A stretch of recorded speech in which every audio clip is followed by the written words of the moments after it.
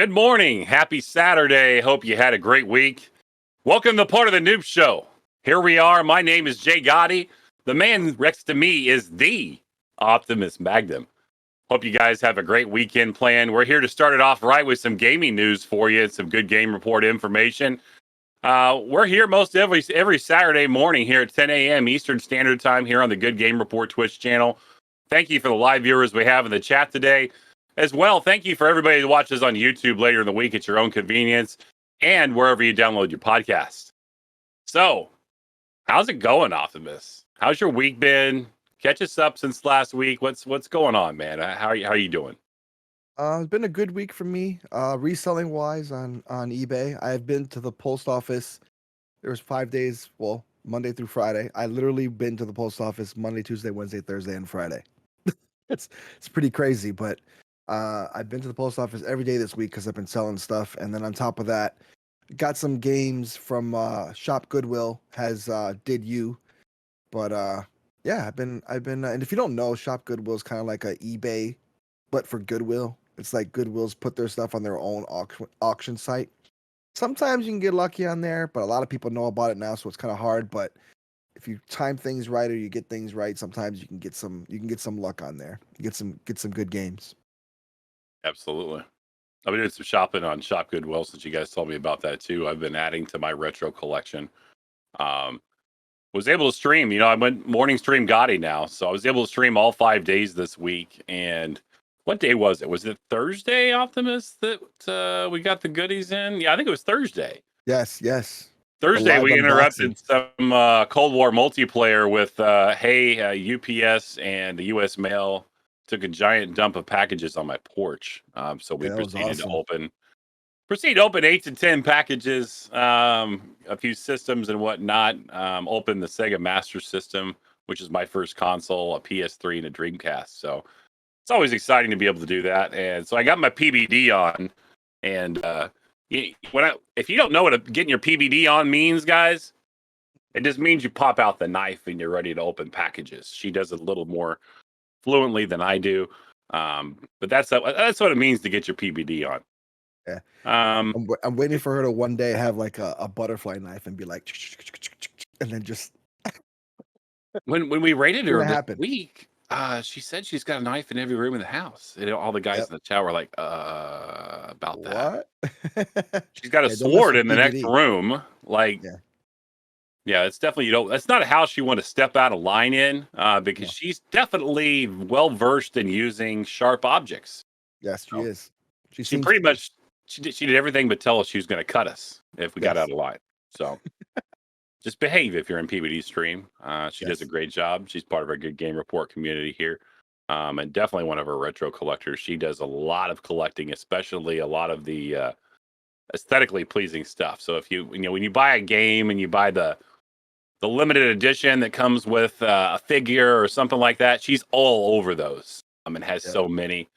She also, and we just talked about the Discord last week about the new retro rambles section, the buy, sell, trade, and the resellers. She's one of the people that's active in there as well, and is constantly selling stuff also. So if you haven't checked that part of the Discord, that's Tony Land down there. I just participate and post pictures, but that's Tony Land.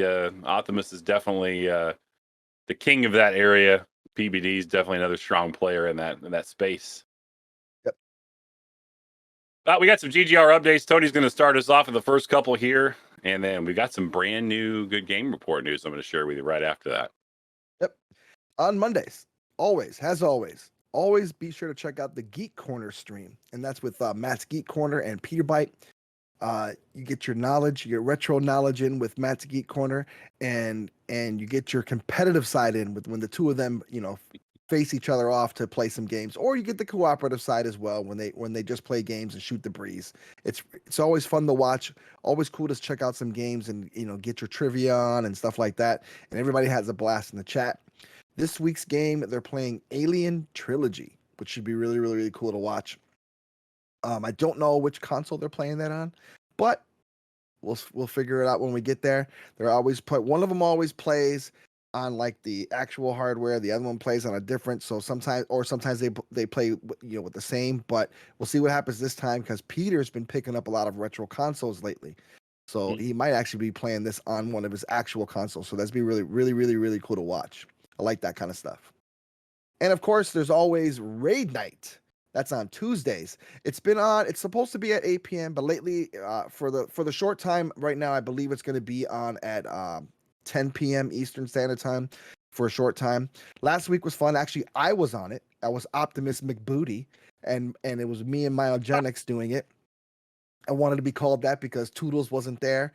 So I was like, you know what, it's gonna be. I'm gonna hold up the McBooty them for Toodles there, and I was Optimus McBooty for the night. But we had a blast, me and Miles, and we rated a guy who ended up. This is so horrible, but I hate to say this, but I like to see the good times when we raid, but sometimes there's fails, and this is one of those occasions. We rated a guy. He. I think he didn't believe that we were gonna raid him or something, but he didn't have patience or something, but we rated him and he turned off his stream. Literally right before we rated him. He must not believe you guys were he coming. missed out. Unfortunately, he missed out. But this week, it'll probably be different. Somebody will be there, hopefully, and maybe we have a backup and we can get that going. And have That some more reminds fun me again. of somebody's YouTube channel that's in the chat right now. I think he does it with a buddy. It's called Mistakes Were Made. Well, this fella, mistakes were made. Yeah, Big time. mistakes were definitely made that day, but check it out. It's always fun to raid the community or raid somebody in the community, invite them to our community, and then interact with some new people. Absolutely. Great way to get the good game report out there to other folks and let them see kind of what we're all about. We're all about spreading the love out there. We'll raid somebody when we get done today. All about spreading the love. So, brand new breaking news for next week in the good game report. By the way, top 10, it's out. Week 66, 65. Man, we have so many, it's tough to remember the number these days. 65 came out Thursday. If you haven't watched it, go out to the Good Game Report YouTube channel. Check it out because it's going to be the last one for a while. You see as a whole video on Thursday. Yeah, I said it. Last one in that form for a while. We're going to change with the times. We've discussed internally what we want to do to get this out there a little more, get a little more views on the YouTube channel, and also just kind of bring some freshness back to the top 10. Obviously, it's great every week. We've got great clips being submitted. By the way, we need those. I hound that general chat all the time for it. We need you. We want to promote you. We want to put you in a video. So hopefully this will put you in an even better position to be able to do so. We're going to be doing 5 YouTube shorts a week. So on Monday at 10 a.m. Eastern Standard, what you're going to see pop out in the Good Game Report Twitch channel is the first section of the top 10. Number 10 and number 9 will come on Monday, 8 and 7, 6 and 5. All the way till Friday. The 5th short will have number 2, and you'll find out who's number 1 in the Good Game Report top 10. So you'll have 5 shorts to watch through the week for the top 10. Really excited about that. We've been working hard on that behind the scenes for a little while now, and it's all loaded. It's all scheduled and ready to go right now. So would appreciate your support going and checking that out. It's just going to take a minute out of your day or less, 5 days of the week, and it'll create some suspense maybe about who's going to be number 1 on Friday. So definitely cool stuff. Make sure you're checking that out. Good stuff. And if you want to be in there, you can basically be in your own Good Game Report short. You're going to get half of the short to yourself with your clip. But you got to submit the clips to do it. You know where to do it. Weekly top 10 clips, channel in the GGR Discord. Get in there and do it. Otherwise, you won't be considered, right? There's no way for you to get in if you don't submit a clip, right, Tony? Exactly. Submit your clips. Even if you don't stream, you could submit a clip. If you have recordings or you record yourself doing something, submit the clip. Absolutely. And it doesn't have to be gaming all the time. It could be something else. Yeah, absolutely. You give us your funny stuff, right? Give us the big oof. Matt's Geek Corner is really good about giving us the oof every once in a while. He's got some funny ones. A lot of comedy comes out of that channel into the top 10 for sure. Yeah. But one other thing, good Game Report news-wise, I wanted to share with you today. First of all, wanted to thank Reflect. He's been our Gamer Showcase recipient, the wearer of the crown for the list last month. Today, this is the last final minutes of him wearing the crown. He's going to be passing the crown after the part of the Noob Show today to Slusive. Slusive, I think you're in the chat today. Congratulations to Slusive. He's going to be the new wearer of the crown. We're going to get everything swapped over here after the part of the Noob Show. So he's going to get those going live notifications for Twitch. It's his channel, right? So he's going to go in there. He's real fired up. He's going to have a lot of stuff coming through there to get to know you guys better, get you the opportunity to know him better. He'll be putting socials in there, all kinds of stuff, and just talking daily, getting together with the community. We like to do this is to feature somebody from our Good Game Report, group in the Discord. And Slusive's going to be the wearer of the crown for the next month. So congratulations to Slusive, the next Gamer Showcase recipient starting today. And he's going to run into the middle of next month as well. Congrats, Right. Slusive. Congrats, buddy. All right, for gaming news, let's move on. Activision Blizzard posted their second quarter earnings for 2021. The earnings call started with the company stating that they are committed to a safe working environment. Now, we talked about this last week about that whole lawsuit thing that's going on with them and the sexual harassment charges. And they listed numerous steps that they will take to get there in spite of the recent news. The company generated quarterly net revenues of $2.3 billion.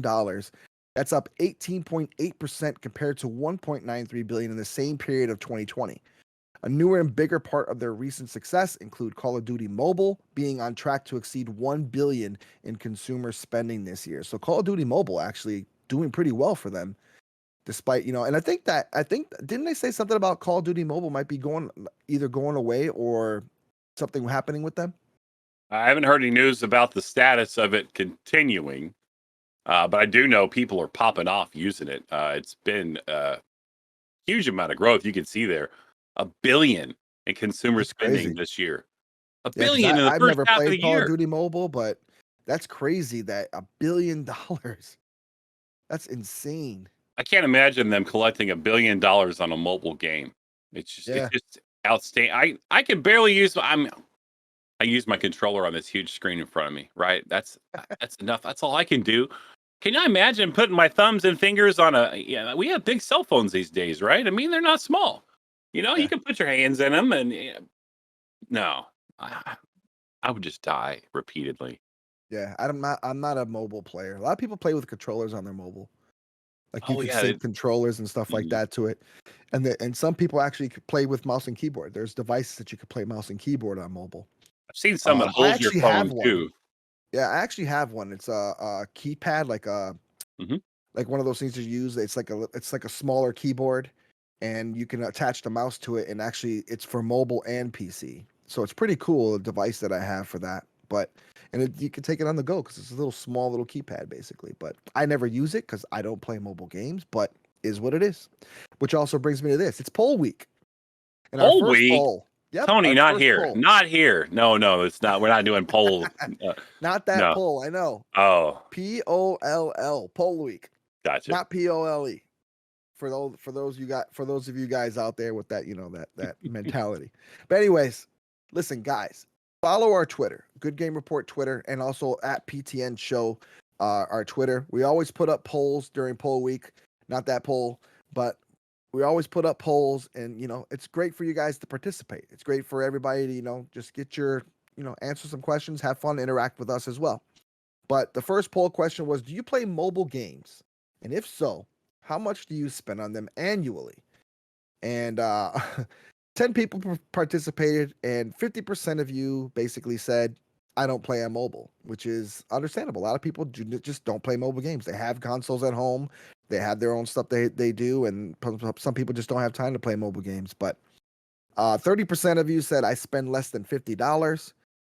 Said I spend in between 50 and $100 on mobile, and $100 or more, zero. So nobody's really out there spending crazy money that we know on mobile games, but there's a lot of people that do. There's a lot of people that like that stuff, and they'll spend tons of dollars on that stuff just because they want extra things, extra DLC, extra who knows what on mobile. I used to play a little bit of mobile games. I used to play Clash Royale and Clash of Clans. Yes. I still actually have those, and I still play them a little bit, but I don't spend any money on them anymore. I used to, maybe get the $5 pass for the month, where you get a whole bunch of extra stuff. But I'm basically just farming in each of them now. Every once in a while, if I'm bored, I'll get Clash Royale out and I'll play that, because that's just an immediate player versus player, back and forth real quick. But yeah, I still play that a little bit, just not as much as I used to. It was nice to have a game on your phones, you could go out there and play if you're like bored. You're waiting on something to happen. You're waiting for an appointment or whatever, But Yeah. I think the only games I've ever played on mobile are like Words with Friends for a short time and like Dominoes. I play like Dominoes games. True Hispanic fashion for me. I love Dominoes, so is what it yeah, is. But there's a lot of those word games and that kind of stuff that I definitely have played in the past too. They eat your battery. Some of those games just yeah, eat the yeah. battery. That's why they're no longer on my phone. Exactly. I don't know. I just can't play. I just don't really get into mobile gaming, but is what it is. But a I mean, fun there was fact a about oh, yeah. go ahead. Go ahead. I Fun was gonna fun say, fact about oh, go ahead. Sorry. no, my bad. I need to be quiet. All right, fun fact about Apex Legends. EA generated $1.054 billion from live services in quarter two of 2021, driven by outperformance by Apex Legends. Because everybody's playing Apex Legends, especially, and it's the only way to play Apex Legends is online.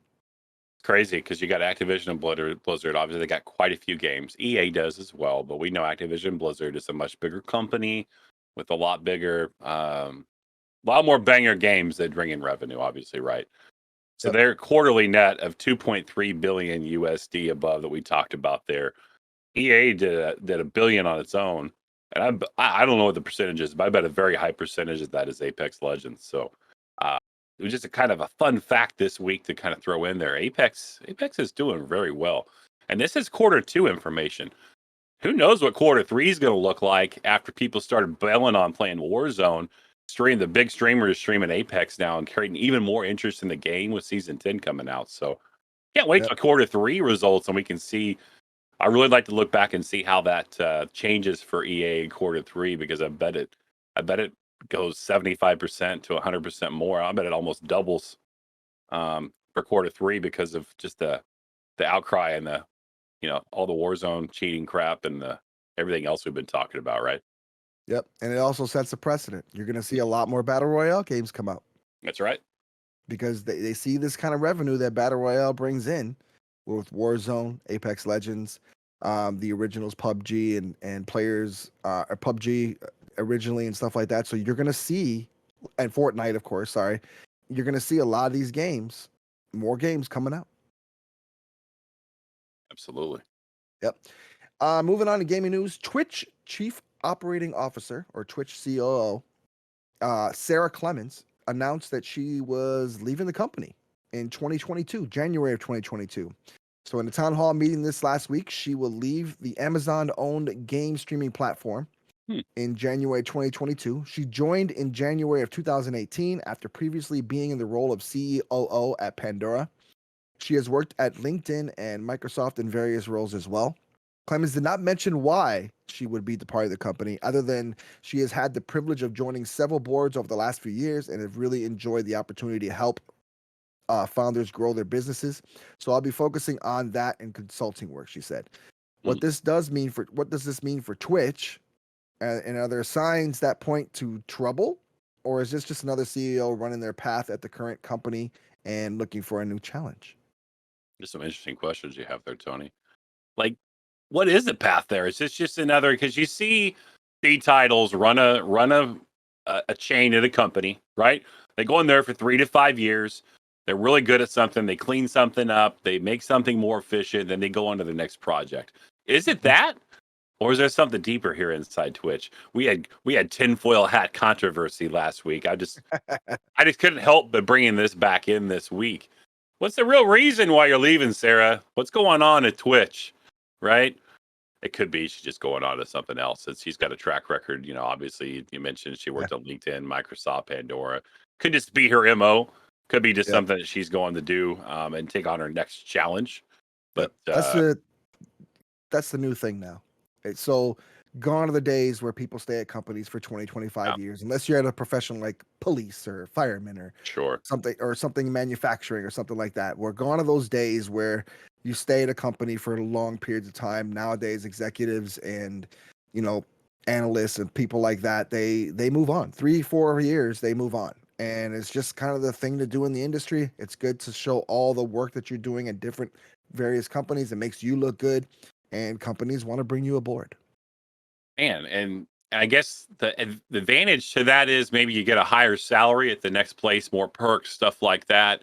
Maybe you get to Yeah. travel and live at a different area if you want to relocate a few times. I don't want to move every 4 or 5 years, but in Yeah, fact, I'd like to stay just at the company I'm at until I retire. That'd be suit me right down to the ground. But I can see the advantages. Maybe if you get noteworthy for doing certain things, and you go into the next company and do it over again, and do it over it again. It becomes a cycle, and you're good at it.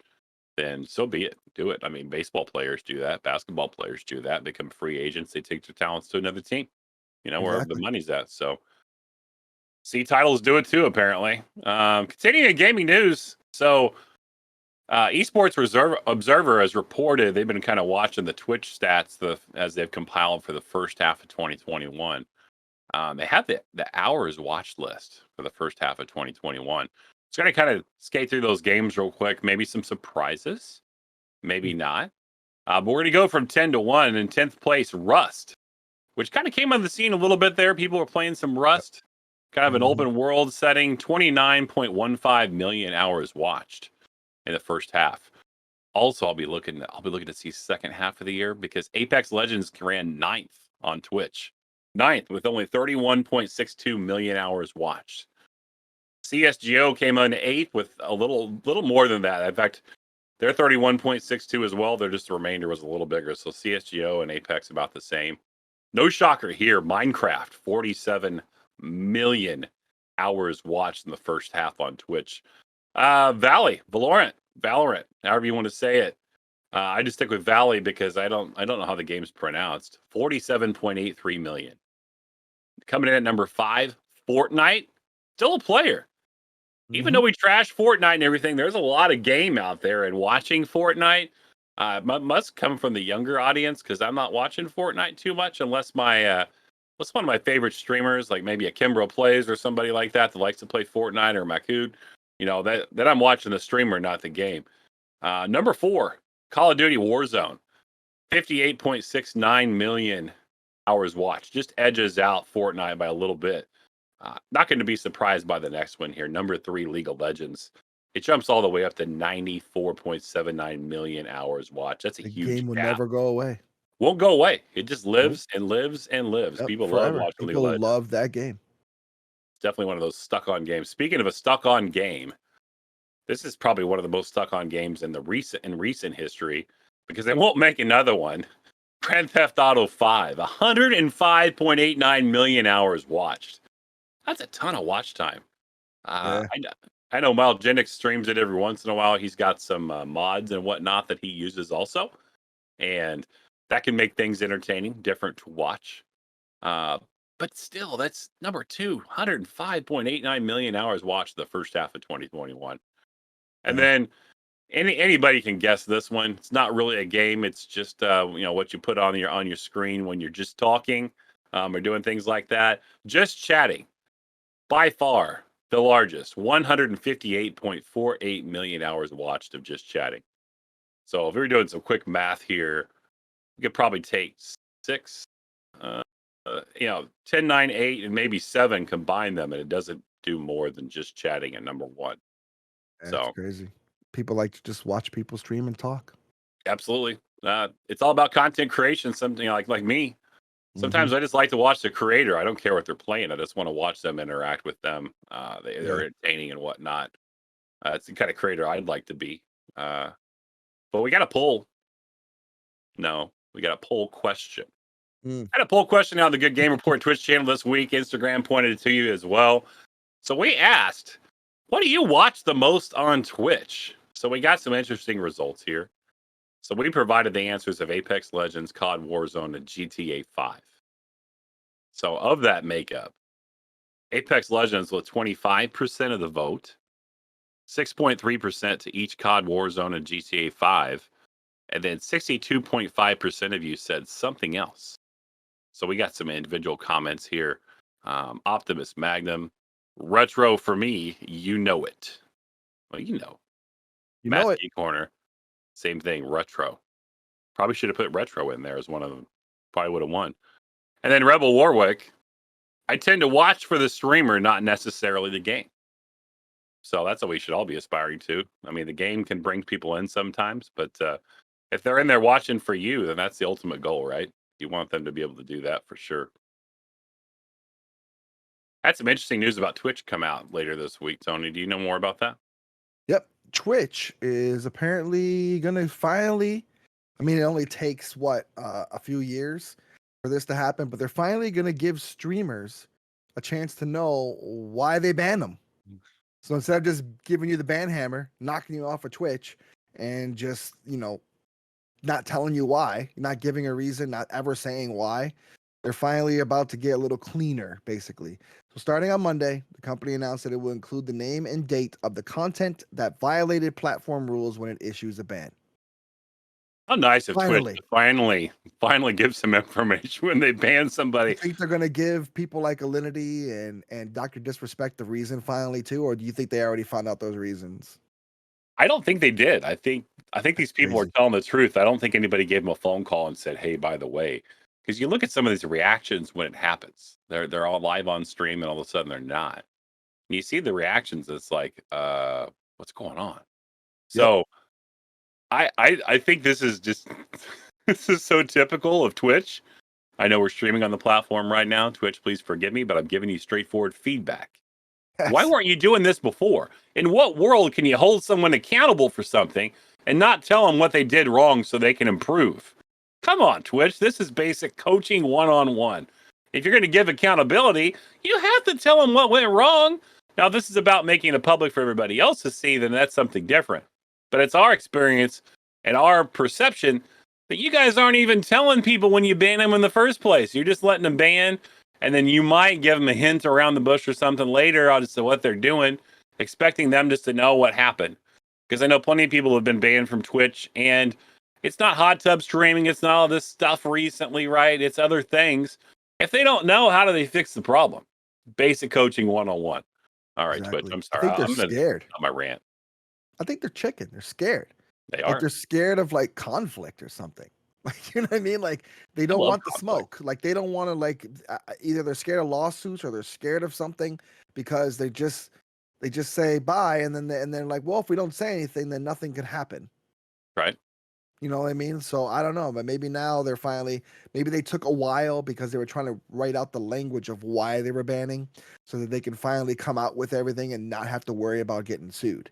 Yeah. So they're writing out their languages, getting it in there in actual paperwork so that when people consent to being affiliates or partners on Twitch, they can actually have that language written in so that when they ban you, they can tell you why and they'll have their reasons and you can't sue them, basically. That's what my guess is. That's the only thing I could think of. Is I've been right now thinking they were about scared, this. but now they get the language in there. Oh, now they'll tell you. Been thinking about this for a couple of days, and I think Tony just hit the nail on the head. This is just legalese crap. They just want to make sure they don't get sued. So that's why they have them doing it. And then I'm surprised they haven't got sued for not telling people. But likewise, they're probably just getting their legalese better to where they're putting out. It'll be very generic, I'm sure, in nature, which really doesn't lend much to this if that's what ends up happening. So, oh, Twitch, you're always trying hard. Maybe your COO should stick around and prove some more things first before going to another company. All right, it's time. Esports updates. Ooh. Oh boy, Favorite part. It's been it's been interesting over the last week. Let's just call it what it is. Call of Duty News on Twitter reported this week big trouble going down for champs. Big trouble. Optic teammates Seth Scump and Dylan Envoy both come out on Twitter this last week and announced they were of those that tested positive for COVID-19 after major number 5. Oh boy. So this is a bad problem because, as I reported last week, this is going to be at the Galen Center at USC. Plan to have a full crowd, full LAN, everybody in one building. This really puts champs in danger, right? We want this to happen, and we don't want to have a champs that has a lot of important people missing from it. Because then what's the competition? You know, if you're missing a couple players from this team, a couple players from that team, it wouldn't be the same. You'd still have a champs, but it just wouldn't be. It would always be that almost that asterisk next to the wins. So Reports also suggest the Toronto Ultra Sub Methods, an attendee rallied, which streams on Twitch, Patrick Salata, were amongst the catalysts that actually came in contact with the virus. Allegedly, the CDL players and personalities, so not all, but some, attended an after party after Major 5, which the virus could have spread. Others, like Hydra, were seen soaking in the atmosphere in their first LAN, because LAN hasn't been around. We've been playing remotely for over a year, mixing supporters on the floor, which is against regulations. So we had all those folks in Jerry's Esports Arena down there by the Jerry Dome last a couple weeks ago. Mm-hmm. And all the fans were down there. I guess there were players interacting with fans down on the floor, which, come on, man. It seems like common sense, but Texas is one of the states that COVID is spreading rapidly. And if you're in Texas and you're a Call of Duty player and you're professional, why would you interact with the fans? I could Just see stay away. and where they got it from, Scumpy and Envoy. Envoy's first time at a LAN, right? First time seeing people. Actually watched a YouTube video. Hector, one of the owners, the owner of Optic Gaming, has his own YouTube channel, and they actually went into some detail around the experience.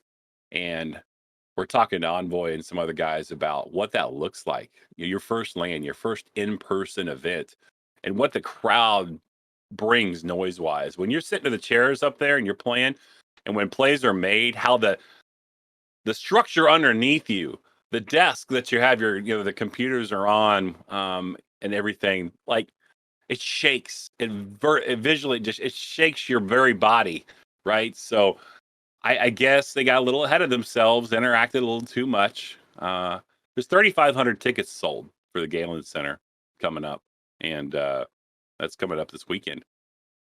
So they kind of have to look at what are we going to do. So earlier this week, we were still largely didn't know it was going to go on. We're like, okay, so players are going to need to pass some testing before they can go to the arena to play. They knew that. So they said, there's a 2-week turnaround between Major 5 and Champs. So there's a possibility there's enough to get people recovered, right? The time is there. It's still possible where these folks can do that. But what are they going to do about fans that heard 3,500 tickets sold and everything else? So obviously for Optic, this is catastrophic. Your two SMGs, Envoy and Scump, if they don't play, that team's nothing. They might as well forget it. Don't even roll it out. Tony and I might as well go be the SMGs for Optic at this point. Not really. Not really. But we might as well be, because we're not going to be at the same level. So, like, the options for them would be like their coach, Sender, or, General, which is also part of the team. The only ones that know the Optic Max strategy. So they're only ones that could actually run the plays as you go. By the way, in esports and the Call of Duty League, they do run plays, just like a football team calls a play in the huddle before they go out, depending if you're playing Search and Destroy or whatever. It is significant. You've got to have that rhythm together. So we did have some breaking news late in the week. Producer's going to put a graphic up here from the COD League that came out late this week, and told us that all attendees of Champs need to show proof of vaccination, or, if not fully vaxxed, a negative test received within 72 hours of attending the event. All attendees be required to mask up during the event, regardless of vaccination status. So this tells me that we're still having Champs. There's still going to be fans there. It's still going to be LAN. Players are going to be there. You're just going to have to prove that you've had the vaccination to be out there, and or if the guys that have tested positive, they got to turn in two negative tests before they can go. And the negative test received 72 hours before attending the event. They put some stipulations on there. So at this point, Champs is still on. So we still have hope this thing's going to go down. I hope this didn't put us in a compromised position, because you definitely want to spread this crap. But deep down inside, I'm so happy that the fans are going to be there, and that we're going to have a Champs, top 8 teams going at it, and LAN play. Hopefully everybody's involved. Everybody can get their negative tests, be cure of the illness, that kind of stuff for Champs. Because buddy, this is the Super Bowl of Call of Duty League. This is it. We won't be talking about the Call of Duty League after this, except for roster moves here in a few months and that kind of stuff. So this is it. So we had to do a poll question. Poll time! We had to do a poll. about it because we wanted to know who do you predict's going to win champs. So we tagged all the franchises out there in the post. We had 3 unique opportunities for you to choose, and then or someone else. So the heavy favorite in this is still Atlanta FaZe, even though they went 2 and out in Major 5. You got to think they got a big chip on their shoulder, and they've already won multiple majors this year. So that team received 37.5% of the votes. The Minnesota Rocker, oh my goodness, Major 5. We talked about their story and their epic gameplay on LAN last week or a couple weeks ago to win Major 5, received 12.5% of the votes, and then Toronto Ultra also 12.5%. Well, we said, hey, someone else. So if it's someone else, we actually did have one person that chimed in with someone else. Tony, do Wonder who? you know who that was, Tony? I wonder who. Who could it possibly be? New York Stand Up? New York Stand Up. Tony's still got he's got the faith in his subliners, the leadership of Clayster up there. He thinks they can still pull something together at champs. He's going to be rooting for him. You know where my heart's at. Optic Gaming is where my heart's at. If we're healthy, we're pretty seriously stupid in a couple of different ways, on the positive and the negative side. If they could put together the talent's there. You don't want to hear my Optic rambles. You really don't. So I'm going to put those aside. You know where my heart's at. You know what I want to have happen. I'd like Scumpy to go out, retire after this year with a champs in his back pocket, because I think it's time to move forward again. Yes, I just called out Scump again on a TV show. Or Scump. I'm sorry, Scump, but it's just time, dude. It's time. Maybe get into coaching or something. Streaming on Twitch. Maybe. You can make so much money. Me. Yeah, coach Tony. Tony needs coaching. I do. We're gonna move out. Still talking about esports here. Got some more information here to go. We're gonna jump out of the Call of Duty League at least. So the Esports Observer put some interesting information out this week because I realize there's a lot of people here that attend the show. People in general that just they've heard of esports. They don't really know what it is, right? They're like, oh, what is it? Okay. So I had a recent post on Instagram that kind of shared some facts on esports. What is esports? It's electronic sports, right? It's competitive, multiplayer video gaming, typically performed by professional players in front of spectators, typically in a non-COVID world. Did you know the first esports tournament happened back in 1980, Tony? Did you know that? Oh, yeah. Well, they had tournaments back and then with video games and like arcade machines and stuff. I remember that. Very first one was a Space Invaders Championship held by Atari in 1980. Dude, that's should I count Crazy. 41 years ago? Yeah. 41 It years wasn't ago. as big as it is now, obviously. No. But I mean, back then you win like a console, or you Sure. win like $5 or like a trip to Chuck E. Cheese. Esports has been around for 41 years. So Wow. older than most of you in the chat, 1 year older than myself. And I won't give anybody else's ages in there, but it attracted 10,000 participants. 10,000 people got in the Space Invaders Championship, won by Rebecca Heinemann, if I'm saying her name right. 10,000 competitors playing Space Invaders on Atari. Can you imagine what it took to even put something like that together and record all that? And like, that's 1980, bro. Like the internet's not even popping yet. We don't even have 56K modems dialing yet. That's And for those of you that know, the time period, that's you're not even getting to use. You're not even using a push button telephone. Have you guys seen one of these? Not even a push button telephone. Yep. Right? Yep. Not even that. Not even a cell phone. No cell phones. Definitely no cell phones whatsoever. Definitely. I mean, you had the rotary, and you push the finger in the number, and then you turn it all the way around, then I let it go, right? And it draws around. One number at a time. So those of you that don't know what a rotary phone is, go out there and Google that. You'll be surprised. That's the time period we're talking about. That's how long esports has been around. So that's crazy. Just share some extra information about esports because I'm just trying to do some education here as well with esports because I know not everybody's into it or whatnot. So 2021 esports audience, I want to talk about that. So far this year, there's been 474 million viewers watching esports. It's a growth of 8.7% year over year, which is some decent growth, right? Probably influenced by COVID a little bit. Mm-hmm. Esports enthusiasts, all right? So these are the people that watch professional esports content more than once a month. This would include me because of the Call of Duty League. Make up 49% of that total audience with 234 million users, up 8.6%. Obviously, you've got another group, right, which are the occasional viewers, right? Maybe some of you, Tony would be an occasional viewer. Yep. Occasionally, he'll take in a look at the New York subliners and say New York stands up, and he'll either cheer or he'll shut it off because they're getting toasted. So, occasional viewer, people watch professional esports content less than once a month. They make up 51% of the audience, and that's 240 million people. They were up 8.8% year over year. So, want to talk about the revenue around that and the growth projections, right? So, one fact shared was the amount of revenue grown over the last few years, as well as a projection for 2024 for esports. In 2019, raked in $957 million of revenue in esports. 2020 dipped back 1% at 947 million. 2021, so far, we're projected to hit over 1 billion. 1 billion.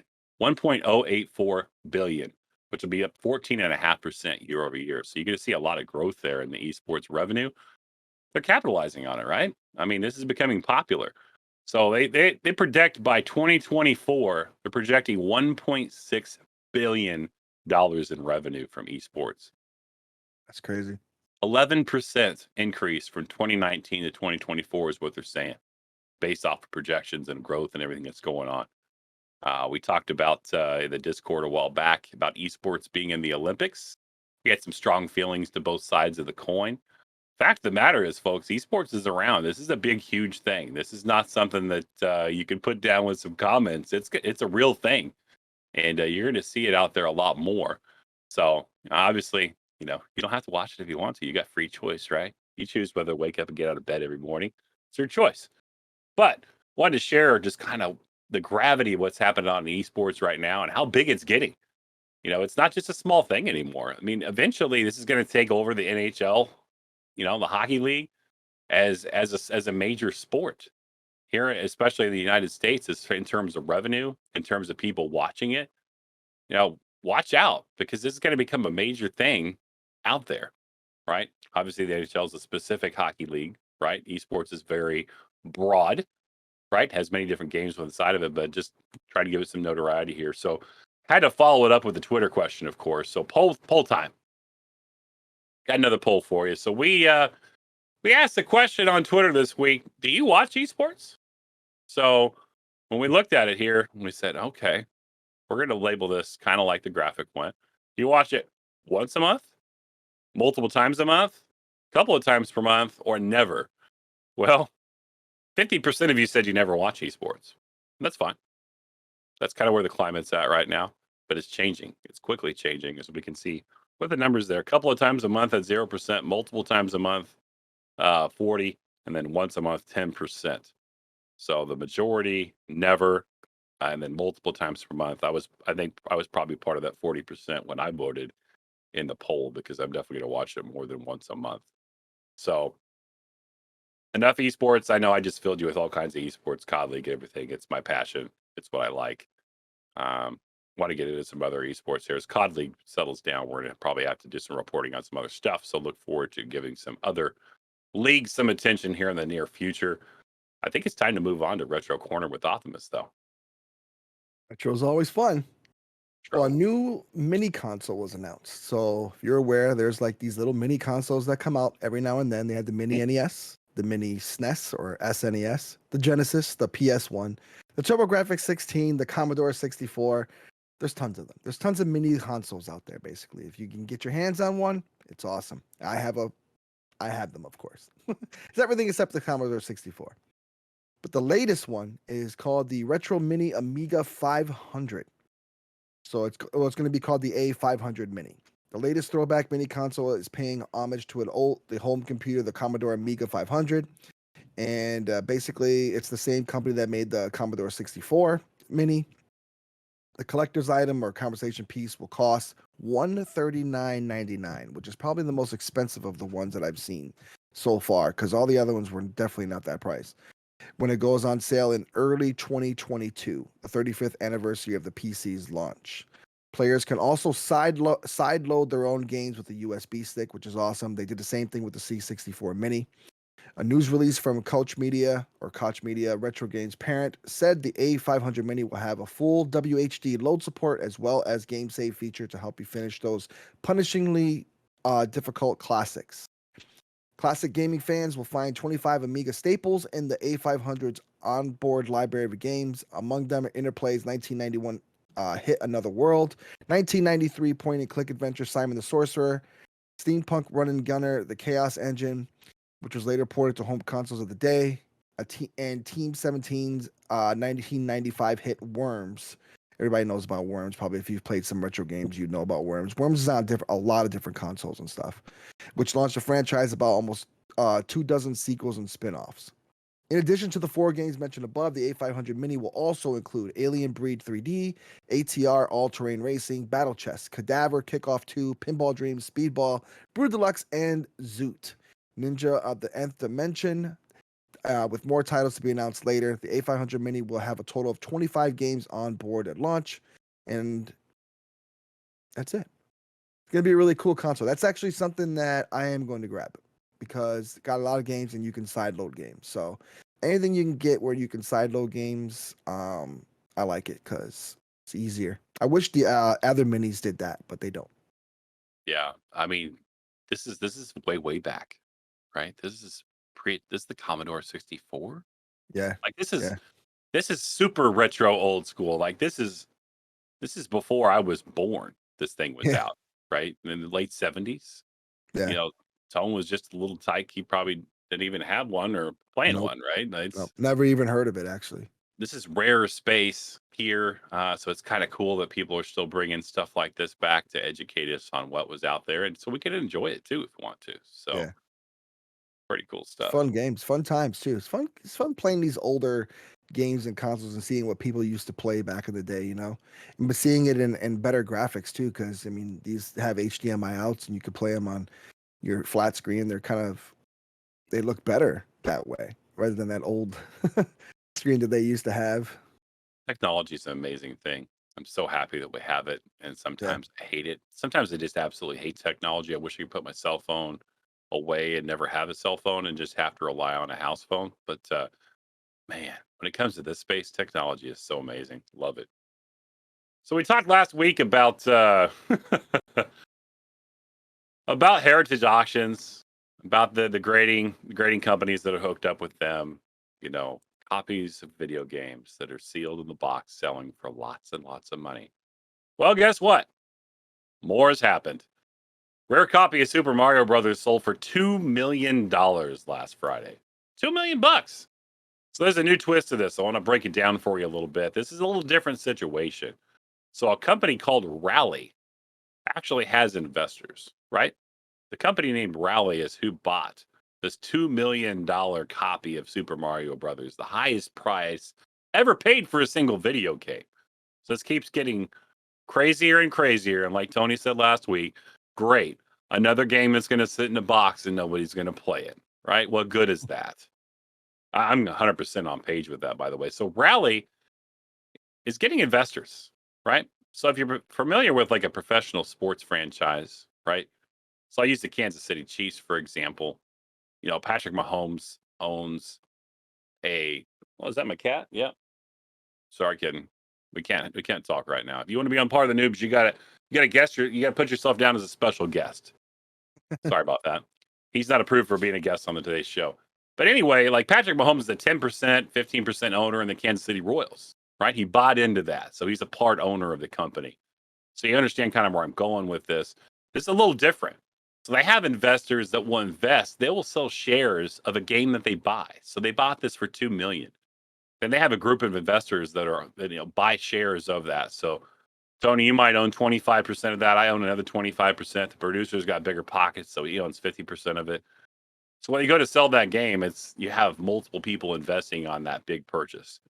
What I don't know is how do they ever expect to get more than $2 million for this game and make a profit on it? It just seems ludicrous to me. What do you think about it, Tom? I I don't like this. I don't like where this is going. I don't like that they're starting to do this, and I'm starting to see it on. I'll get to it in a second, but I don't like this because it just doesn't make sense. Like I said, and another thing, it's another common game. Mm. So what about the rare games? What are these going to sell for? What are they going to go for then? Because there's everybody has Super Mario Brothers. I think I have like 16 of them back there. Like, and I can't get rid of them if you wanted me to. I know they're just plain carts and they're not a sealed copy, but Dude, I'll take one, by the way. it's just it just seems like it just seems off. I don't know. I don't like it. Yeah. It's making, so if something that sold 40 million copies like this game between the Famicom and the Nintendo Yeah, is getting sold for $2 million sealed in the box. What about some of these rare games that we may never even get the opportunity to see? Yeah, we'll have to play on emulation or something like that to be able to get the experience of playing it. There's a lot of new retro collectors like myself. I've just started a retro collection. I'm just starting to get some of the old consoles back together, games. I'm not like Tony's got 900 games sitting behind him there. He is a collector. He is trying to fill out as much as possible.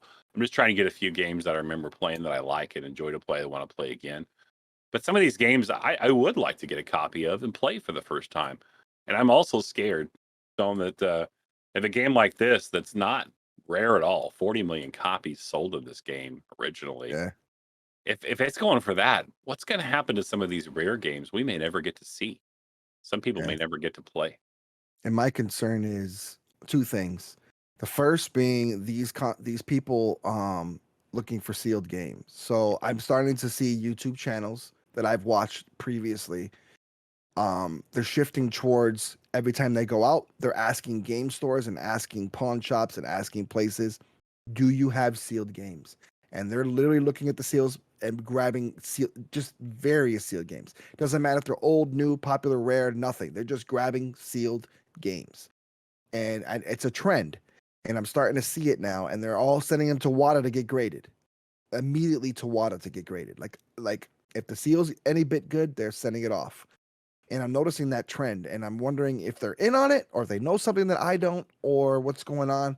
But they're all shifting towards sealed games, and I don't like it because now people, these people have hundreds of thousands of Mhm. subscribers, and they're all these people now are going to start looking for those kind of games. And then the other thing is, now that you got these games selling that are sealed, what happens when they start grading used games? Used games in the box. How's the box look? How's this look? How's that look? Used carts. How's the cart look? What's the cart condition? Any scratches, blemishes, anything on it? It's going to start to shift towards that because you can only have so many sealed games. So it's going to Right. start to shift towards used games, and used games are going to start getting graded, I believe. And it's just getting. I mean, I know they do some used already. I think WADA actually does use games already, like in the box and stuff like that. Okay. And I just see this trend coming of just like this grading and people just enclosing carts now and not playing carts. And it's just like, come on. I don't know what's going on, but I really don't honestly like where this is going. It's making it harder for people like me to even who want to play some games and grab games and have them on hand to play and share with my family, kids and friends. I can't. It's just impossible. I'm good with my collection as it is now, but there are some titles I would like to get in the future.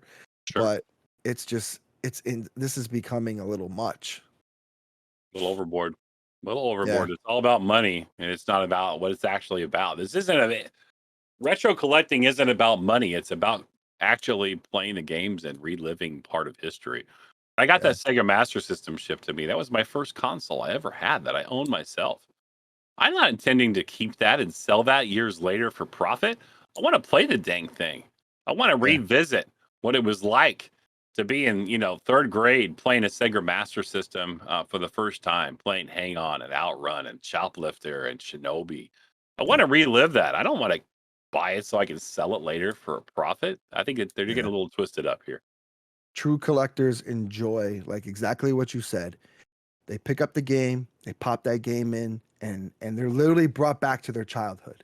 You're Mhm. literally brought back to what you felt like when you were playing that game as a kid. It makes you feel like you're a kid inside, and if you have family or if you have friends or if you have children, you can share that with them and able Right. to share your joy when you were a kid with them as them being a kid. And to me, that's what collecting is about. I enjoy that. It's not about the money. um I do resell things on the side, but most of it's just to get money to get more games, but Yeah. and relive more of my childhood. But it's getting to the point now. This is all about money for these people. They don't even care about the games. Just get your hand on a game so I can see how much money I can make. And I don't know. I don't know how I feel about it. Yeah, I just know I don't really like it. Great. But is what it is. But moving on to tech talk. Astro. If you know what Astro is, Astro headsets. I have one right here. Actually, I can bring it over right for you guys. I have an A40 headset. Here's one right here. This is the TR. So Astro announced that they are having a new blue ice pop microphone attachment for the A40 headset. Now, blue ice pop, if you know what blue microphones are, that they had the blue snowball. There's a more expensive blue. I'm not sure, remember what the name was, and there's also the blue Yeti. It's a very popular condenser mic making company, and I believe Blue is now owned by Logitech, which also owns Astro. So all those three companies together combined making products. And I believe there's also Blue headset as well, made by Logitech now, that also uses this microphone. But the one Astro announced that they have the attachment for the A40 headset. So if you have this headset, it's a really, really cool thing. It does not work with the A50, which is wireless, but it works with all A40 versions, and the price is $49.99. The Ice Pop for A40 delivers crystal clear audio while freezing out the competition with the signature soundscape of Blue microphones on an Astro gaming headset, engineered with a premium 9mm condenser mic that imbues your favorite headset with the same rich sound designed and tuned by Emmy Award-winning Blue Microphones team. Now available for your favorite piece of Astro equipment. It's pretty dope for people that play games online on console or PC and use that mic that comes out of your headset. I obviously use my own mic that I have here, but for people that use those mics on their headset, you're going to get a really good quality mic for your headset that you don't have to worry about that. You know how you ever play with players that had that awful, disgusting static sound or background music, or it's like they're auditioning for like a rap video or a rap production or a contract, or trying to make a CD, or like as if like other producers out in the world are playing Call of Duty or something. You always get those annoying people with mics. You're not going to hear that because the condenser mic pretty much only gets what's in front of your mouth. You'll be able to adjust it and stuff like that, and you'll have nice clear sound when you talk. So it's going to be pretty cool. And the reason why the A50s, which are on my head, don't do that is this microphone is actually fixed into the side. This is not a removable mic. The A40s, you can pop one out and put it back in, like Tony was showing. This one's fixed. That's why the A50 wireless do not allow that option. Yep, there's a little hole right here on the side for the mic. I have mine unplugged right now because I don't really use it for that. I never use the mic. So the mic's kind of put away right now, but it literally goes right in there, pops right in there. Yep. But that's a really cool mic though. I really like products like that. I personally have no use for them because like I said, I use these mics when I talk, unless I'm playing on console, which I don't really. I communicate on Discord even when I play on console. But for those players that use those mics for that and for everything else, that's a game changer. I like it. It's a solid upgrade. Definitely a solid upgrade. Yep. Some more tech talk. So this is kind of came out of left field. I don't think anybody was really expecting to hear this. Dr. Disrespect's opening up a gaming studio? What? Come now. So you want to work with Dr. Disrespect? Apparently, he's in partnership with Boom TV. He's going to take the gaming industry by storm and create new AA and AAA gaming studio with a unique twist. The studio plans to form a partnership with a select of mega influencers, and then work with them to launch their own dream gaming title. These gaming titles will either be incubated or developed, or partner and co-develop with the existing indie game developers, then launched as mega titles. So Dr. Disrespect putting together a studio, and he actually has there's a link that producer's going to put up on the screen here, championsclub.gg careers. He's actually looking for a studio head and a co-founder to come along with him. So there's definitely some qualifications that he's provided here. You're gonna have to be able to develop and publish the games on Epic or Steam or console. Have experience with that. You need to be able to work with the marketing team to have a go-to-market strategy, including influencer marketing. Relentlessly iterate gaming loops while evaluating KPIs around retention, monetization, community feedback, contribute ideas, and push boundaries of projects. You're going to have a deep knowledge of the history of PC games, indie, AA, AAA titles launched, and their success. You're going to be able to keep up to speed with a quickly evolving market of gaming, working with internal researchers, to identify, market opportunities. You have to participate in fundraising. You have to have the social persona, not necessarily disrespects persona, because he's got one, and be able to communicate with the community on an ongoing basis. You have to demonstrate the experience in developing and publishing AA or AAA titles with at least 100,000 plus users. This is a different move for Dr. Disrespect here.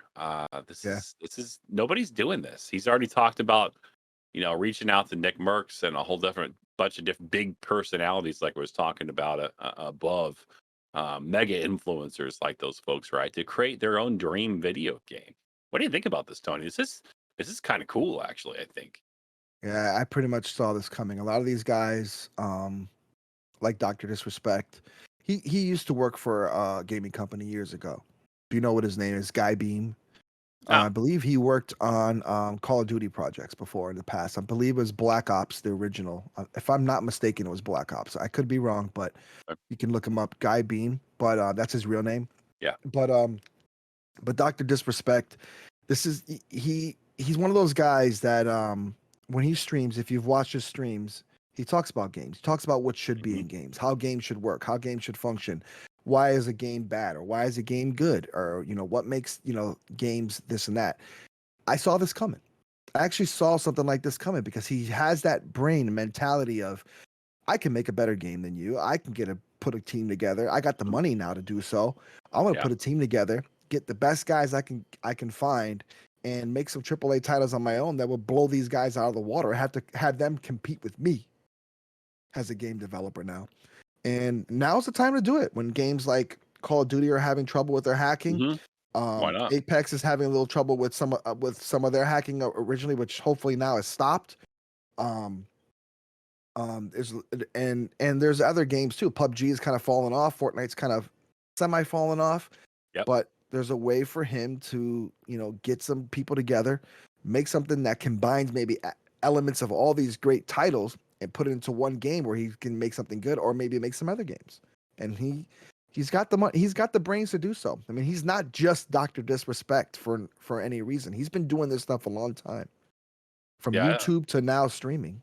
I'm glad you pointed that out, and I have noticed that because I do watch a Dr. Disrespect stream every once in a while, and I think most people get trapped up in the persona, in the character that is Dr. Disrespect, because he does and he's different than everybody, right? He's actually a character on stream. He's a different guy. He's got the whole 80s thing, the car, everything that goes into the production of his streams is so intense, and it's so well thought out. I forget that he actually does make comments like that in the stream. He does talk about video games in that fashion. I did not know that he previously worked on games like that. So that's new information to me. It's part of the Noobs, right? I'm figuring stuff out as we go. But I can totally see that because this dude is an educated dude, right? Yeah. He is smart. He demonstrates that as he talks. Even though we may not think he's smart about the game of life, in this industry, in video games, he is very smart. So this is kind of cool. I mean, I can see this too. If he can get something off the ground with this, and he combines with some of these mega influencers, some maybe a Tim the Tap Man, maybe a, Nick Merckx, Courage, all these guys, that do a great job of putting content out there. Because they have such huge followings on their own. If this comes out as their game, who's not going to go jump on and check that out? He has he almost has a cult following. I mean, he does. A cult in a good way. Like, he has a really good following. I mean, people know this guy. I knew about him back in my YouTube days when I used to make videos back in 2009, 10, 11. He was making videos back then, and I was watching him back then. his edits and his videos on YouTube. If you haven't seen Doctor Disrespect YouTube videos back when he was playing Call of Duty, they're amazing. His edits and his just his way and his persona back then were just amazing. And then he took that to streaming. And even then, the production value was just as good in a stream. And it's like the guy is phenomenal. I don't watch him as much now because I just don't. I don't have time. Yeah. But like the guy, I would never say anything bad about that guy because he is just entertainment, pure entertainment. When he puts on that wig and he gets into character, the guy is phenomenal. Yeah, the production value of what goes on there. I mean, you think like an actual TV station's putting this together. They got big time money going into this. I mean, he's got the resources, he's got the knowledge. It is probably okay, I'm just saying it right here. It's probably the most complete stream production of someone streaming video games with all the extra stuff that nobody else is ever going to have. It's the most complete package out there, combined with the salty attitude that is Dr. Disrespect when he does it, that everybody loves to hate or love. It's a complete package. Like this guy has that stuff figured out. So to take it into another area here, I'm anxiously anticipating what happens with this. I think it's going to be cool. Yeah. Moving on to game deals now. It's one of my favorite parts of the podcast to talk about. First, let's talk about PlayStation deals. So PlayStation right now has the summer sale going on still. And one game to note, like there's games up to like 75% off. You feel free to just scroll through that PlayStation store and look at some games that you might like. There's like a lot of them on discount. If you enjoy digital copies of games, grab those while you can while they're cheap. But one in particular that I want to talk about is more of a retro title that was remastered, but it's actually two. Crash and Spiral triple play bundle. And right now it's a $99.99 value, and it features 7 remastered titles. And it's Crash Insane Trilogy, which is 3 games, and then Spiral Reignited, which is 3 games, and then it's Crash Team Nitro Fueled, all remastered, all done really beautifully. And if you like retro gaming and having remastered games in HD and play them on your PS4 or PS5, there you go. $49.99 gets you that, and I think that's a pretty good deal. That price, yeah, not bad price for that. And Xbox deals, it's there's a bunch of games on there as well, up to I believe I saw 75% off, and one in particular is ending on the 15th, which is tomorrow. You might want to pick this up if you can. It was out in 2017, but apparently now it's reaching its end of life status on Xbox, which means you won't be able to get it anymore, and at least download it anymore. The only way you'll download it is if you already purchased it and already have downloaded it, obviously, and you get your DLC. But the Forza 7 Ultimate Edition, Forza Motorsport 7 Ultimate Edition, it's $79.99 usually. It's $19.99 right now, which is a great deal because you get every DLC it has, including the Fate of the Furious car pack. So you get your Fast and the Furious cars. Man, you got to have that, right? You got to have Forza those. 7.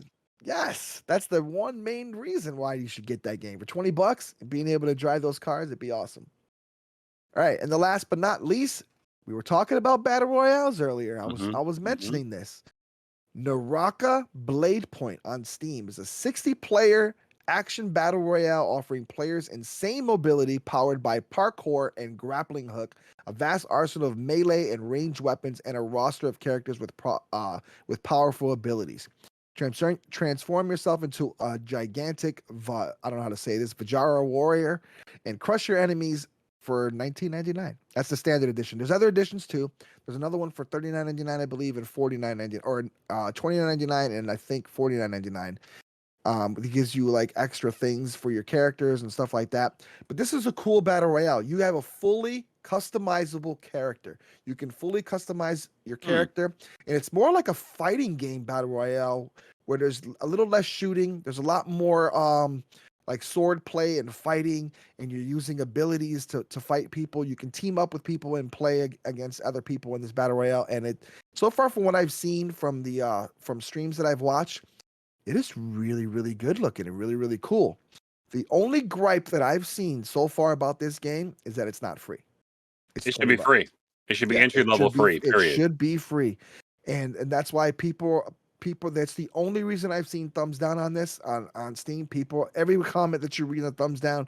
Game should be free. Game should be free because all these battle royales usually are free. You got microtransactions. You got ways to make money as you move. The more you want to customize something, get it out there as free. You get more people jumping on it. You know, I Exactly. downloaded the Splitgate beta, which I guess I can start to play now because the load times are so much slower, faster now because they've been able to ramp up. But you know, if you want a rocket blade point to get off the ground, have it free first, and then come in Yeah. there and hey, then if I like the game, I'd be happy to spend 20 dull hairs on the game to get some other stuff. I mean, that'd be fine. Yeah. I'd check it out. From what I've seen, though, I think there's been over close to 1 million players on this game.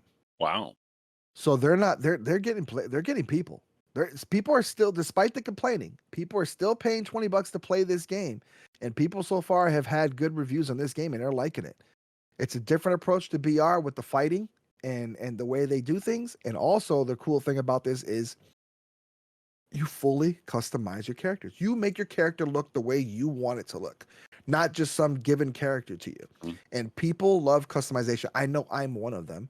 I love being able to customize my own look and my own characters. And I know they do that with Apex and skins, and they also do that with Warzone with skins. But this is different where you actually get to mold and shape and do your face and do all kinds of stuff. So that's pretty cool. Yeah, I think that's. I mean, obviously, 1 million people have already said yes to 1999, right? Which is, you know, it's just Yeah. a cool $20 million they've already made off of this game, if that's the case. So Yeah. Ooh. Yeah. Pretty cool. All right. Well, it's that time of the week where we're going to start wrapping up the show. We're gonna of course give our own plugs here. Before we do, first of all, I want to let you know there won't be a show next week. We have one of our members out of town next week, so we will not be here next week. On the 28th, we'll be back with a vengeance because we're gonna have a special guest on the 28th. So have a week off and then come back on the 28th, ready to have a very interesting show with a special guest. Not part of the Good Game Report community, by the way. Somebody that's much bigger. We'll leave that tease out there. I'm not going to tell you about that today. Why would I tell you today? I want you to come back and watch it, but we'll be teasing some information as we get there. But before Tony and I give our kind of closing comments here, and the producer, if he likes to as well, is we got something very near and dear to our community that's happening today. We're a family. The Good Game Report is a family, and try not to tear up a little bit while I'm saying this because it's so close to home. My mother's a cancer survivor, and one of our own, Malgenics, his mom, has cancer, getting ready to have surgery. This isn't put on, by the way. Tonight, Miles is doing a special stream, 6 p.m. Pacific Standard Time. Tony, if you could take it from there, I'm lost. I can't speak right now. Yeah, he's playing so he's gonna be playing a bunch of games, Warzone, Rocket League, Apex Legends, and he's raising money for his mom's cancer surgery. And that's tonight, 6 p.m. Pacific time, 9 p.m. Eastern Standard Time, obviously. And if your other time zones, you can figure it out. Rules are every $100 raised equals a challenge, from eating bugs to doing a hot tub stream in a Speedo. He's doing open lobbies all night. He's also, if over $4,000 is raised, he will be giving away all of his first edition Pokemon cards, which is a pretty dope thing. And it's if you're part of this community, if you're part of any community, you want to tell your friends, you want to tell people, go to his stream tonight. Throw him a little something to help his mom out. I know. It would mean the world to him. Myogenics is if you know Myogenics streams, and if you know him, the person, like we do, and to see someone going through this and someone going through something, especially with a parent, help support them. Come out, enjoy the stream, support him a little bit with what you can, and if you can't, still just be there for cheer him on and help the stream keep going. It's okay if you can't. It's not that big of a deal, but if you can, it's great to help out, and it's always great to help your fellow gamer or a fellow friend or a fellow human being, basically. Absolutely. Sorry, I got a little choked up in the moment there. I wasn't expecting that, but just kind of thinking back and what my family's been through. Um, Even if it is just coming in the stream and playing games with Miles tonight, please be there. Be there for your own. If you've got Instagram, Twitter, TikTok, whatever, the graphic is in the Discord. Go grab that graphic, save it, put it out, advertise the crap out of this. I've already done it in all my socials yesterday. Promote this thing. Let's get a bunch of people in here. It's for a very good cause. No one wants a parent to be in this position, and Miles is the kind of person he would do this for anyone else as well. It just so happens to be his own mother's, so that's rough. Yeah, I've been there multiple times through remissions and coming back from it, and let's go in there and have a fun time with Miles tonight. At the end of the day, go in there and have fun as a community. Invite your friends, invite other people that are outside the community to come in there. It's definitely not all about the money, but it is. So kind of a funny side of this too is Miles will do some pretty crazy stuff on camera. Yes, he will. He's proven this time and time again. So I tell you right now, Miles, I'll be in there with the cool 100 tonight because I want to see you do something. If that's eating bugs, or if that's doing a hot tub stream in a Speedo, I'm for the cause. I was going to do it anyway, but to get the side game of getting Miles to do something crazy, I'm in. Sign me up. Yeah. My check's in the mail already, or literally going to probably do it after the show here. I'll probably just pop it in there and just be done. Hot tub stream. He had me at hot tub stream. Oh, Tone, what's going on with you this week, man? As we wrap up the show here, what do you got going on? Always follow me on Instagram. I'm at least active there. I don't stream as much as I'd like to, but I am very active on Instagram. I'm always posting pics of finds that I get, video game finds or toy finds or things like that, or just in general stuff around my room. And follow me on, and you can follow me anywhere: YouTube, Twitch, Facebook, anywhere. It's always OptimusMagnum. Look for me there. Search the name OptimusMagnum, and you'll find me. You know where to find me, J Gotti Kiss 79. Well, that's one thing that Optimus and I both do. We keep the same names out there and everything. You know what I'm going to promote? You know what I'm going to brag on this week? What do I talk about every week? What is my game? Tony, what am I so focused on right now? Gotti-san, YouTube, man. It's all about the YouTube with Gotti-san right now. We are morning stream Gotti now, so you can expect to see me guaranteed Monday, Wednesday, and Friday, no later than 8 a.m. Central Standard. A lot of times before that. On Wednesdays, we stream on YouTube. Stream Warzone on YouTube on Wednesday. Warzone Wednesday on YouTube. So if you're looking for me on Wednesday on Twitch, I do put in the channel like, hey, I'm over on the other platform this morning. So if you can't find me on Wednesday morning, and I do point it out in the socials as well. Shorts, we just went over 100,000 views on the channel. So Very cool. Up to 560 count on the subscribers, so we're over the 550 mark, looking for 600 next. It's big. You know the funny thing is about shorts, Tony? When I put shorts together for the week, I make 4 or 5 of them. There's always one that I'm like, I don't know if I should make that one or not. I don't know if who's going to watch that. Turns out those are the ones that do the best. So I should go the opposite of what I think in my head. It's like I had this awesome one that I posted yesterday of Cold War where I had a 15 kill streak. Right? Very precise, very good. Crowd all those 15 kills into a minute, just rocket. Like, oh, I love this. I would love to watch this. And you know what did better? Warzone, with me picking up an RPG, helicopter buzzes over my head at the last minute. I pull the RPG and I shoot it. Bro, blowing up the helicopter, knocking myself, teammate picks me up. But people watch that 2,243 times in the last 24 hours.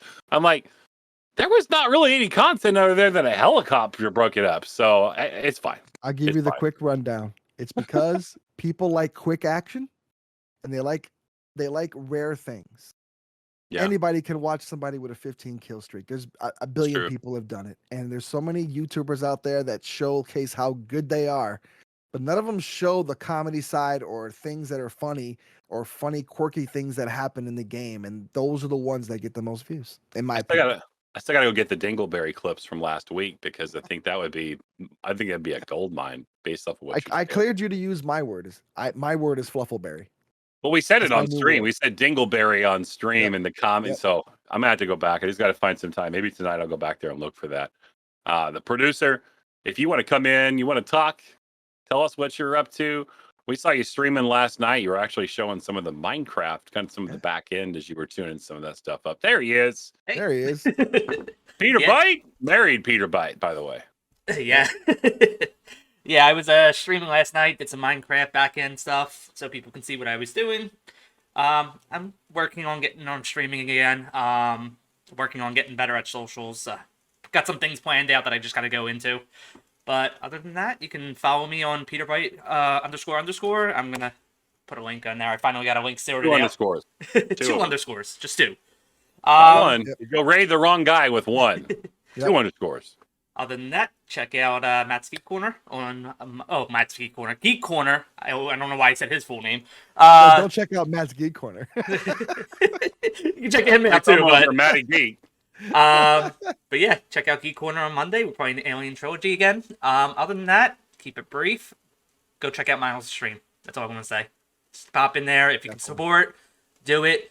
Even doing a lurk would be enough to help out because then it's more exposure. On the technical side, I will say prefer you guys to use Firefox because sometimes Chrome does not count it as an active view. So unless you're keeping it in an active tab, the lurks help too. So he had 14 people in stream at one point yesterday. Some bot came in there, and we'll use it to its advantage, and it had some story like, I'm trapped and somebody's going to kill me. Please give me your credit card number so I can save myself. My goodness. The crap that comes through Twitch chats these days is just rich. It is just so filthy rich. It's like, what? I had to screenshot that and share that. I know when you showed me, I was laughing. But give me your credit card number because money's going to help me because I'm trapped. It wasn't just the credit card, too. It was the social security number, too. Oh, yeah, they wanted. Yeah. Yeah, that's right. Oh, my goodness. Oh, so Pete, I have one question for you while we got you on camera. So you've been married for a couple weeks now, right? A couple weeks, a little over 2 weeks. So what's married life like? How's it different? How's it the same? It's pretty much the same as before. I always said, like, I was already practically married beforehand. The only difference is now I wear a ring, and, well, nice she took my last name, so that's the difference. Nice. Pick your last name. That's good. All right. Yeah. Well, the young married couple getting their early paces in. Good to hear that everything's going well there. Well, it's that time of the subject.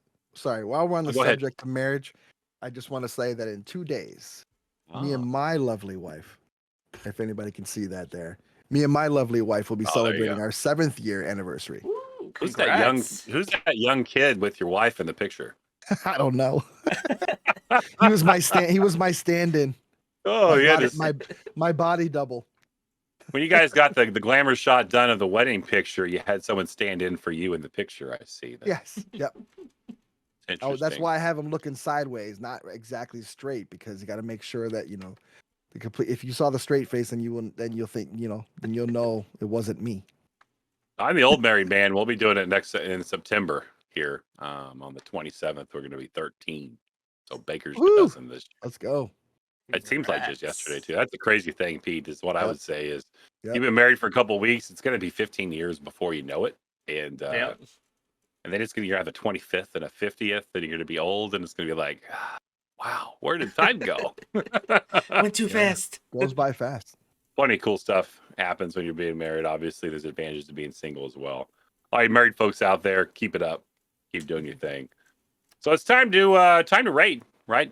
Yep. Episode 11 is now behind us. We've covered all the information we're going to cover. Next week, we will be off. Be coming back on the 28th with a bang with a special guest. Nice special guest is the way as well. Optimus went out there and pulled us a nice one. So it'd be very cool to learn some more about them. It looks like one of our own, Drunken Penguin, is out there streaming right now. He's been doing what simulator is he doing right now? He is doing a lawn mowing simulation. He's doing the lawn mowing simulator. So this is so crazy because I follow a couple other people that do simulators, like they drive semis, right? You've got the Microsoft Flight Simulator. It's it's like a whole nother world, man. I'm scared to even touch one of those games because I'm afraid I'm going to download and buy like 15 simulators and start playing those instead. But just so you guys have some perspective of what a simulator looks like if you haven't seen a simulator game, we're going to go ahead and raid Drunken Penguin. And he is part of the Good Game Report community, one of the new members. We've got that queued up. Thank you so much for everybody who's watched here on the live stream. Those who watched it in YouTube, sorry I broke up a little bit there. It's just touchy. Make sure you go visit Miles tonight. It's a big deal. Go share it in socials. Thanks everybody for being part of the show today. Tony, great job. Producer, always doing a great job. We'll see you guys in a couple of weeks. Let's go with the raid. See you, everybody. See ya.